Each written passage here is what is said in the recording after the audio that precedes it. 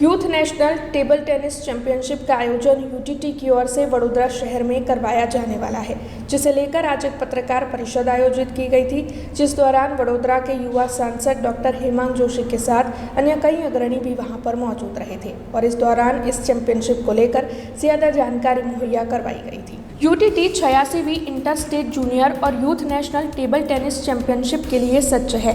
ये एक premiere event है। भारत की अंडर 19 और अंडर 17 टेबल टेनिस प्रतिभा को ये इवेंट मंच देने वाली है।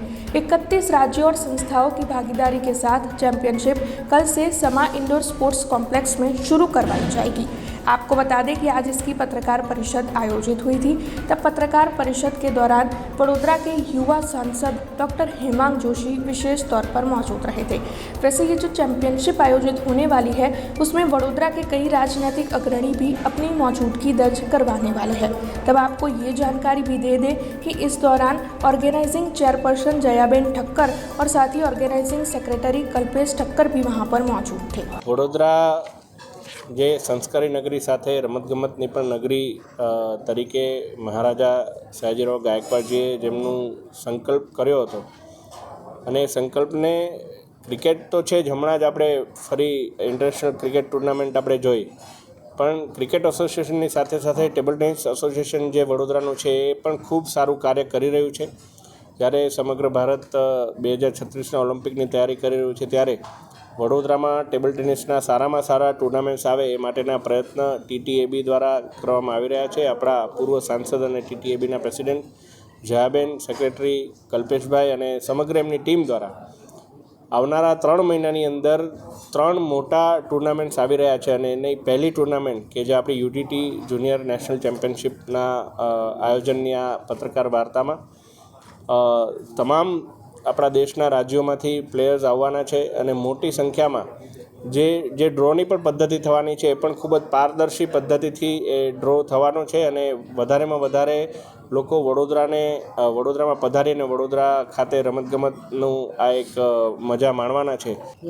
86th ચેમ્પિયનશિપ ટુર્નામેન્ટનું આયોજન વડોદરા ખાતે બહુ જ આનંદ, ઉત્સાહ અને ગૌરવ લેવા જેવો પ્રસંગ વડોદરાના આંગણે છે અને એમાં 1050 જેટલા પ્લેયર્સે ભાગ લીધો છે અને 10 દિવસ આ ઇવેન્ટ ચાલવાનું છે। તો એની અંદર ખૂબ પારદર્શિતાથી બાળકોને એનરોલમેન્ટ મળે, સારી રીતે રમે અને જીતે અને નામ રોશન કરે એમનું, એમના પરિવારનું, સ્ટેટનું અને નેશનનું, એવી શુભકામના પણ આપું છું।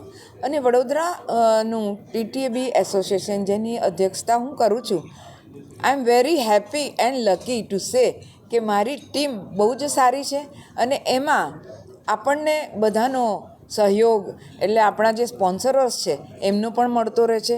કમલેશભાઈ 8 ટાઈમ અર્જુન એવોર્ડી અને એનો જીવ એની અંદર રહેલો છે એવા કમલેશ મહેતા સાહેબ, અમારા ગણેશનજી, અમારા કોચશ્રી અને હેમાંગભાઈ સોને પે સુહાગા, અને બધાનો આપણા પર ખૂબ શું કહેવાય વિશ્વાસ છે।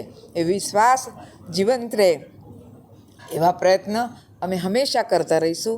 ટીટી 86 જુનિયર અને youth national table tennis championship જે બરોડામાં યોજાઈ રહી છે 3rd જાન્યુઆરીથી 11th જાન્યુઆરી, એના માટે Gujarat government, SAG, sports authority of India, ministry of youth affairs and sports, TTAB, Gujarat state table tennis association, આ બધાને મારા ખૂબ ખૂબ અભિનંદન।